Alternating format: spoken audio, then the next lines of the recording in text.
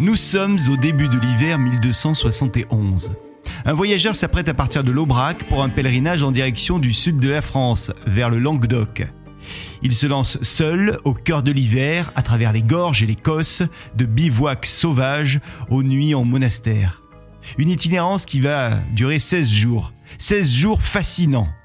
Alors aujourd'hui, c'est un épisode spécial de La Petite Histoire qu'on vous propose, une interview de Willy Minec, qui est un aventurier qui a réalisé, il y a peu, en décembre 2024, une expédition anthropologique et historique singulière, traverser le Gévaudan et le Languedoc en plein hiver sur la trace de ce pèlerin du Moyen-Âge.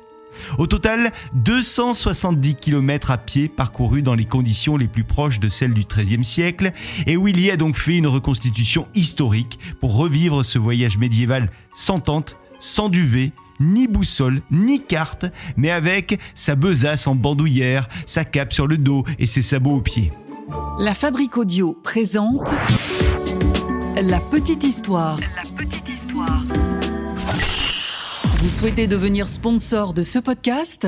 Contact @lafabriqueaudio.com. Willy, il y a quelques temps, c'était en décembre 2024, tu as réalisé une expérience anthropologique et historique singulière, traverser le Gévaudan et le Languedoc, et puis dans des conditions qui étaient assez extrêmes, et surtout des conditions proches des conditions qu'on avait au XIIIe siècle.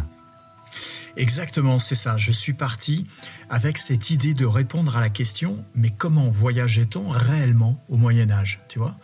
Et donc je me suis dit quelle est la meilleure façon de répondre à cette question que celle en fait de faire un bond dans le temps et de partir 750 ans en arrière en s'équipant avec un équipement archéo-compatible du Moyen-Âge, du XIIIe siècle, et d'essayer de revivre, de me mettre dans la peau d'un pèlerin du XIIIe siècle pour répondre à cette fameuse question. Ça a été dur comme exploration ? Ça a été dur finalement, surtout pour les pieds. Le chausson a été une vraie interrogation pour cette aventure. Et j'étais assez content de finir les 16 jours. Mes pieds en avaient marre. On a déjà fait quelques jours à pied. Nous arrivons ensemble sur le plateau de l'Aubrac. Et là, les conditions climatiques sont plus que difficiles. Oui, là on est, je me réveille le matin, il fait -7, -6 degrés. Et la logistique, parce que j'avais un soutien logistique pour toute ma nourriture et l'hébergement, avait noté des rafales de vent à 77 km/h. Ouais. Rudesse de l'hiver donc, et un plateau surtout qui est désertique, donc rien pour te protéger finalement. Non, tu te prends les rafales de plein pied, tu te prends l'humidité de l'Aubrac, le vent, la moiteur du brouillard. Je voulais un territoire, une trace, tu vois, sur laquelle qui puisse être intemporel, c'est-à-dire où il y a le moins de marqueurs contemporains, vois-tu. Et ce plateau de l'Aubrac, pour ça, c'est génial. Là, j'ai fait un bond de 750 ans en arrière. J'avais l'impression que au Moyen-Âge, c'était exactement pareil et qu'ils pouvaient endurer les conditions hivernales de la même façon. On parlait tout à l'heure des sabots médiévaux, les fameuses socs que tu évoquais. Est-ce qu'elles ont tenu le coup pendant tout ce périple, ou est-ce qu'à un moment donné, il a fallu les changer ou les réparer ? Eh bien, écoute, ça a été la grande surprise. Le fabricant m'avait dit je pense qu'elles pourront tenir les 300 km que tu comptes faire. Il me dit, je suis pas sûr, mais je pense. Et figure-toi qu'en fait, au bout de 2 jours et demi, elles étaient déjà presque totalement bouffées. Le bois était bouffé. Pourtant, il y avait du chêne, tu vois.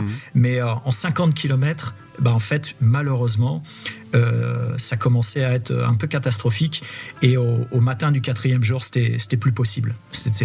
On a été obligé du coup de scier les cales qui étaient à moitié bouffées, d'en reconstituer avec des morceaux de bois. Ça a été la très grosse surprise. C'est le bois en fait est bouffé à une vitesse incroyable. Quand tu dis on, c'est qu'il y avait quand même avec toi une équipe logistique qui pouvait se rapprocher de toi quand il y avait des problèmes. Oui, notamment pour moi, ce qui était important, c'est que dans cette reconstitution, je ne pouvais pas partir comme aujourd'hui en autonomie alimentaire. Ça ne se faisait pas, c'était pas comme ça. C'est arrivé le soir et tu avais le gîte et le couvert. Donc si tu te perdais, tu n'avais rien. Et donc, moi, j'avais un camping-car qui me suivait avec donc mon lit sur lequel qui est une sorte de grosse housse de lin qui était bourrée de paille et que je mettais du coup dans la chapelle ou l'église le soir venu. Et il y avait aussi mes bocaux de recettes médiévales qui m'attendaient, qui me permettaient de manger matin, midi et soir à la mode médiévale.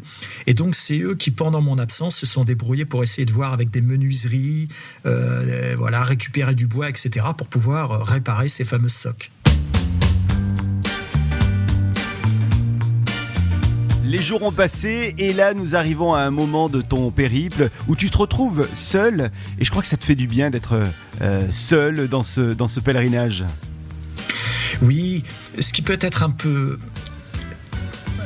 contraignant quand on est en expédition et sur lequel on essaye de travailler sur des supports de transmission, donc que ce soit des documentaires ou là un photoreportage, c'est que du coup tu as des équipes qui te suivent, qui tournent, etc. Et c'est voilà, malheureusement ça t'ancre un peu trop au 21e siècle et moi j'avais ce besoin de me retrouver seul pour faire complètement mon voyage temporel, et c'est tout bête aussi, mais de faire ce travail d'exploration anthropologique que j'avais entrepris.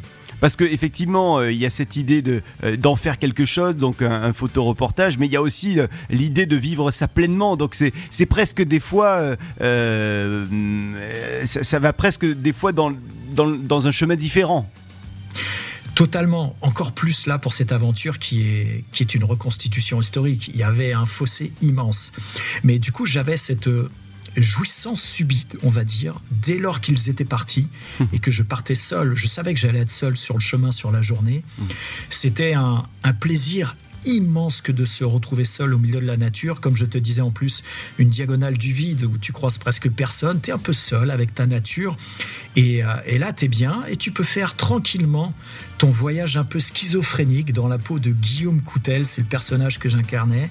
Et voilà, ça ces moments de solitude ont été absolument nécessaires pour finaliser complètement mon voyage et mon expérience.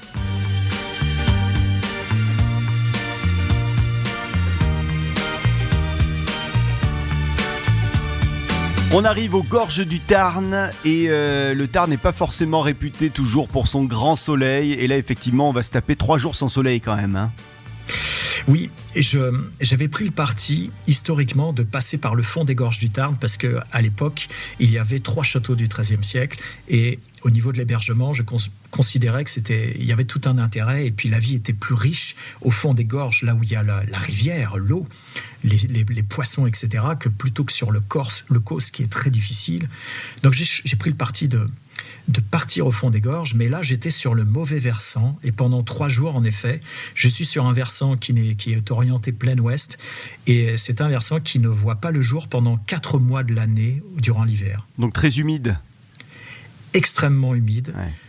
Complètement chargé de brume le matin et donc tu n'as aucun rayon du soleil, tu es constamment à l'ombre pendant 3 jours avec cette moiteur, ce froid qui te pénètre à travers les couches de laine. Il y avait une atmosphère assez dark, assez sombre, mais qui était en même temps qui venait un peu apporter du mysticisme à cette période médiévale.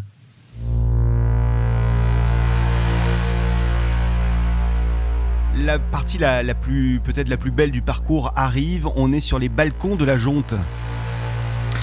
Les balcons de la Jonte, il faut imaginer, c'est donc sur les gorges de la Jonte, je viens de finir 3 jours difficiles dans ce froid et cette absence de lumière, et là tu prends une gifle face à la beauté de ces gorges de la Jonte. Ce sont des rochers ruiniformes calcaires qui ont été sculptés par le vent et la pluie. Tu as des sortes des rochers immenses comme des vaisseaux amiraux, comme un vaisseau amiral qui perce la forêt de pins et qui vient de ce blanc et de ce gris calcaire pour fendre un peu les forêts de pins, et c'est magnifique, magnifique, magnifique. C'est vraiment un site honnêtement vraiment majeur, et à ce moment-là cet émerveillement te fait prendre conscience qu'à l'époque le pèlerin qui n'avait pas quitté ses 15 ou ses 30 km prenait une gifle monumentale. Tout Tout à l'heure, on disait que les trois grands dangers quand on était pèlerin à l'époque, c'était la maladie qu'on pouvait approcher sur les chemins et lors de certaines rencontres. Également l'humain qui pouvait nous dépouiller, hein. Il y avait pas mal de brigands. Et puis les animaux qui étaient là, notamment les loups. Alors, est-ce que tu as rencontré un de ces trois dangers sur ton chemin ? Alors, c'est toutes les limites, tu te doutes bien, de cette reconstitution. C'est que nous sommes évidemment au XXIe siècle. Pas de brigands qui t'attendent dans la forêt. Il y a des ponts qui existent, même si moi, du coup, j'ai traversé certaines rivières à gué, parce que s'il n'y avait pas un pont du 13e, je traversais à gué quand même, je n'empruntais pas le pont. Ah oui. Donc, c'était super, une belle expérience. Mais moi, je sais nager, et donc je n'avais pas cette crainte de la noyade. Et puis, il y avait cette peur du loup. Ça, c'est quelque chose que j'aurais aimé la vivre, si tu préfères. Alors, de là à dire que j'aurais aimé être attaqué par des loups, je ne vais pas aller jusque-là. Mais en tout cas, j'aurais aimé vivre cette crainte-là. Et figure-toi que j'ai eu un petit peu mon attaque de loup, puisque dans les Cévennes, pas très loin du Mont-Égual, je me suis fait attaquer par 2 chiens de chasse. Pourtant, c'est pas courant, ils attaquent en général jamais, mais qui avaient quitté leur meute. Et je sais pas là pourquoi, peut-être parce que j'en avais envie, mais ils sont venus m'attaquer. Et du coup, j'ai dû me défendre avec mon bâton de bourdon et ma pointe. Et c'est une rencontre que finalement j'ai trouvée bizarrement très agréable et que j'attendais avec impatience. Le parcours continue, on passera par le cirque de Navacelles, Saint-Maurice de Navacelles, le massif de la Séranne, et puis l'arrivée se fera sur Saint-Guilhem le désert. On est non loin de Montpellier, enfin je dis non loin quand même, à pied c'est quelques bornes, hein, on va pas se mentir. Oui, on est à mon avis encore à peu près à 2 jours, à peu près 2 jours de Montpellier et de la mer, on va dire, tu vois. Mais en tout cas, ce qui est magnifique, c'est qu'au moment où tu passes, il y a un col qui se trouve à 1h30 de Montpellier. Quand tu passes ce col, tu vois la mer pour la première fois. Et ça, encore une fois, quand tu te plonges dans ce personnage, Guillaume Coutel, qui n'a rien vu d'autre de sa vie, qui découvre la mer, mais le choc émotionnel, encore une fois, comment se dire, mais non, je vais pousser 2 jours de plus et je vais aller la voir, cette mer, tu vois. Mais quoi qu'il en soit, déjà, il a l'étape de Saint-Guilhem, et quand tu arrives sur Saint-Guilhem, tu as un cirque calcaire qui est majestueux, qui est incroyable. Et puis là, tu domines de haut ce village, et tu as cette belle descente sinueuse qui te permet d'arriver enfin à l'abbaye de Gélone. Est-ce que le personnage que tu as campé pendant quelques jours, hein, du coup, pour ce pèlerinage, est-ce que tu l'as depuis quitté ou est-ce qu'il continue à t'accompagner dans ton quotidien, Willy ? Alors, c'est super sympa que tu poses cette question. Je vais te dire pourquoi. Parce que j'ai travaillé pendant 4 ans sur ce projet. Et Guillaume Coutel était tellement présent dans mon esprit qu'à un moment donné, j'ai dû lui demander de partir. Parce qu'au niveau de mon couple, ça commençait à prendre trop de place. Donc, j'ai fait un break, 1 mois et demi, 2 mois avant de partir. J'ai plus du tout touché au projet du Voyageur de l'Histoire. Voilà, et je me dit non, maintenant tu me fiches un peu la paix. Là, malheureusement, il est obligé de revenir un petit peu parce que je suis en train d'écrire le livre. Les personnes justement de ton entourage, elles t'ont toujours compris quand tu as fait part de l'envie de ce projet et quand tu es réellement parti sur ce pèlerinage ? Oui, j'ai la chance d'avoir une femme qui a une curiosité culturelle qui est très grande et qui a une très belle intelligence émotionnelle et donc qui est très impliquée dans ce que je fais, qui est très à l'écoute et qui est même conseillère, très bonne conseillère. Donc non, là-dessus, j'avais un super soutien. Un livre qui est donc en cours d'écriture autour de cette expérience. Quand est-ce qu'il va sortir, ce livre ? Probablement pour la fin de l'année ou début de l'année 2026. Il y a également donc ce photo-reportage. Là aussi, on peut le voir quand et comment ?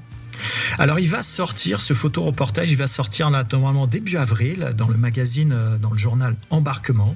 Et en fait, après, il y a plusieurs magazines, je crois que normalement il y a déjà 5 magazines qui ont acheté le photoreportage et donc on va pouvoir le découvrir un peu au fil de l'année, donc là au printemps et puis après beaucoup à l'automne puisque comme c'est un voyage hivernal, ça va jouer de la saisonnalité, donc automne-hiver on retrouvera le reportage dans les tout bons magazines, je pense. Et puis il y a également des documentaires qui ont été tournés à l'occasion de ce pèlerinage où tu revenais sur l'époque médiévale.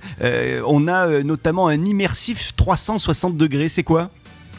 Oui, alors j'ai pris le parti que de tourner en parallèle de tout ça, ce fameux 360 degrés, c'est-à-dire qu'il y avait 2 réalisateurs qui venaient, et là c'est plutôt un docu-fiction. Autant le tournage du documentaire 52 minutes qui est destiné au festival d'aventure et à la télévision, lui il retrace vraiment l'aventure en elle-même, alors que le 360 c'est un docu-fiction, et on se base sur cette expérience pour plonger dans la vie du pèlerin. Et là ce qui est génial, c'est qu'avec un casque de réalité virtuelle que tu remets sur la tête, avec un son ambisonique, tu vas pouvoir voyager à 360 degrés avec moi.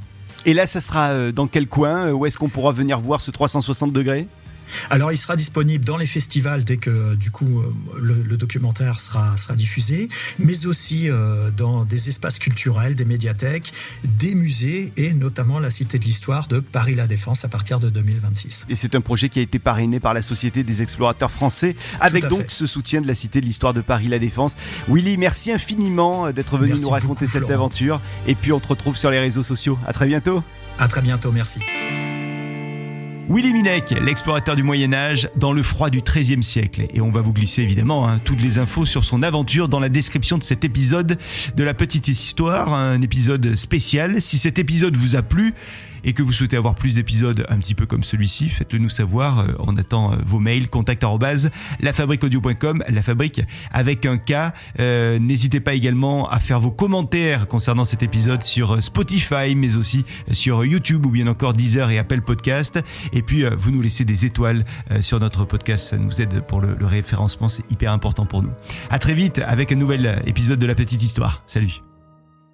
La Fabrique Audio présente La Petite Histoire. La Petite Histoire. Vous souhaitez devenir sponsor de ce podcast ? Contact @lafabriqueaudio.com.